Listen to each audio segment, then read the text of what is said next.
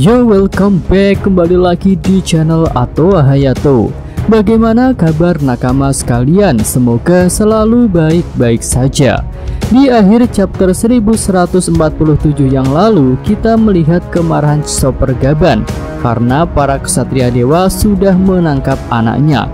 Tangan kiri Raja Bajak Laut itu pun langsung bergerak cepat menuju para ksatria dewa untuk membuat perhitungan. Nah, melanjutkan cerita di chapter 1148 mendatang, Gaban sudah sampai di lokasi Somers dan Gunko. Dia datang dengan memancarkan hakinya yang kuat dan menggenggam kapak kembarnya. Saat melihat Gaban, Somers tampak terkejut. Dia tak menyangka bahwa orang yang terlibat dalam insiden God Valley seperti Gaban ada di Pulau Elbaf. Nah, di sini bisa ada sebuah flashback yang menunjukkan pertemuan Somers dengan Gaban pada insiden God Valley. Mereka sempat terlibat pertarungan pada masa itu, dan Somers tahu bahwa Gaban adalah salah satu orang terkuat dalam bajak laut Roger. Dalam adu serangan di God Valley itu, Somers terkena serangan Gaban, tapi dia bisa memulihkan diri. Awalnya Gaban terkejut dengan kemampuan itu, namun seiring berjalannya waktu, Gaban tahu bahwa kemampuan regenerasi itu bisa ditekan menggunakan haki kuat pada level tertentu. Semakin kuat hakinya, maka kecepatan regenerasinya akan berkurang. Dan bahkan jika haki yang digunakan sekuat Joy Boy, maka bisa saja menghentikan proses regenerasi tersebut. Nah, kita bisa kembali ke masa sekarang. Gaban bertanya di mana anaknya dan juga anak-anak yang lainnya berada. Somers tak mau memberitahukan posisi anak-anak yang sudah mereka tangkap.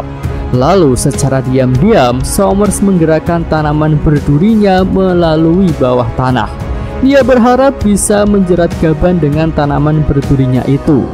Nah, serangan tanaman berduri pun tiba-tiba muncul dari bawah tanah. Tapi Gaban yang punya Kenbon Soku haki tingkat tinggi dapat menghindari serangan itu dengan mudah. Sambil menghindar, Gaban mengayunkan serangan kapak kembar berlapis haki yang kuat kepada Somers. Somers pun berusaha keras untuk menghindarinya, dan dia tahu bahwa serangan Gaban akan berdampak serius bila terkena tubuhnya. Gunko yang melihat Somers menghindar bisa bertanya, mengapa harus repot-repot menghindar? Bukankah tinggal menggunakan teknik regenerasi saja jika terkena serangan itu?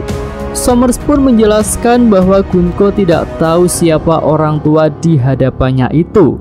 Dia adalah bajak laut legenda dengan haki yang sangat kuat. Dan serangan haki sekuat itu akan menghambat proses regenerasi jika mengenai tubuh mereka. Nah, saat Somers dan Gunko sibuk dengan Gaban, Robin perlahan bisa keluar dari janggut Saul. Robin pun langsung mengeluarkan banyak tangan di lokasi rekan-rekannya yang sudah tertangkap. Dengan cepat, Robin berhasil membebaskan Nami, Usopp, Brook, dan Jinbei. Rekan-rekan Robin pun senang karena sudah terbebas, namun mereka jadi mengkhawatirkan keadaan Robin. Ya, sebagai orang yang bisa membaca poneglyph, Robin adalah ancaman besar bagi pemerintah dunia. Sosoknya pun terus diburu untuk ditangkap. Kemunculan Robin di depan para ksatria dewa tentu adalah sebuah hal yang sangat berbahaya, karena dia bisa menjadi sasaran penangkapan. Tapi di sini Robin tidak gentar. Dia siap bertarung bersama rekan-rekannya yang lain untuk melawan para ksatria dewa yang datang ke Elbaf. Nah, setelah Robin muncul, Chopper juga ikut muncul, tapi dia tidak siap untuk bertarung. Dokter kru topi jerami itu lebih fokus untuk menyelamatkan Saul yang sudah terluka cukup parah dan juga kehilangan banyak darah. Kemudian di sini Robin bisa mengenali sosok Chopper Gaban sebagai salah satu orang terkuat di bajak laut Roger bersama dengan Kapten Roger dan juga Rayleigh. Oke, lanjut kita beralih ke lokasi para bajak laut raksasa yang sudah jatuh ke hutan.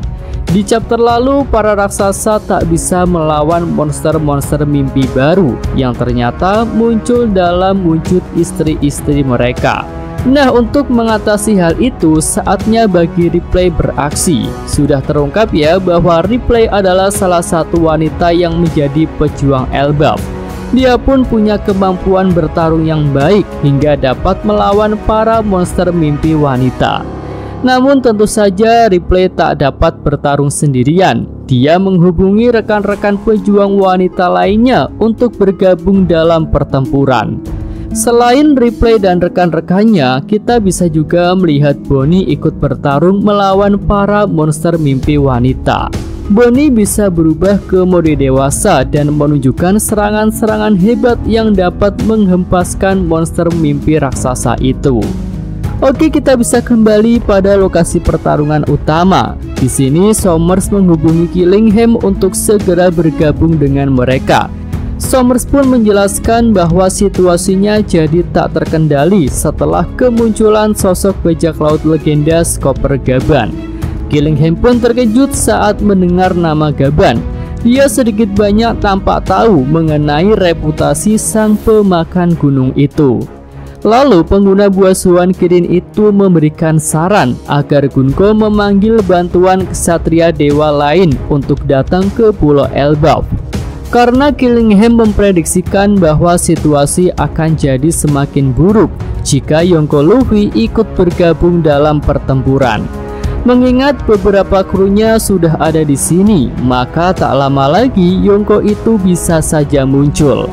Tapi di sini Gunko tampak tak setuju dengan saran Killingham. Dia terlihat masih percaya pada kekuatannya untuk dapat mengalahkan para musuh yang ada di hadapannya itu. Dengan sombong, Gunko coba menyerang Gaban, dan Gaban pun dengan mudah bisa menghindari serangan Gunko yang katanya pasti kena itu. Kemudian Gaban menyerang balik Gunko. Saat melihat serangan Gaban yang kuat, insting Gunko bereaksi untuk menghindarinya. Nah, di sini Gunko dapat merasakan bahwa serangan Gaban itu berbahaya jika mengenai dirinya secara langsung. Oke, itu aja pembahasan untuk prediksi alur cerita di chapter 1148 mendatang. Jika nakama sekalian punya prediksi lain yang lebih bagus, silahkan bisa tulis pada kolom komentar. Yosa Mimin Atwa Hayato. Terima kasih. 4. Oke, cukup sekian video kali ini. Semoga nakama sekalian menyukainya. Terima kasih udah nonton. Jangan lupa like-nya dan subscribe channel Atwa Hayato. Yo!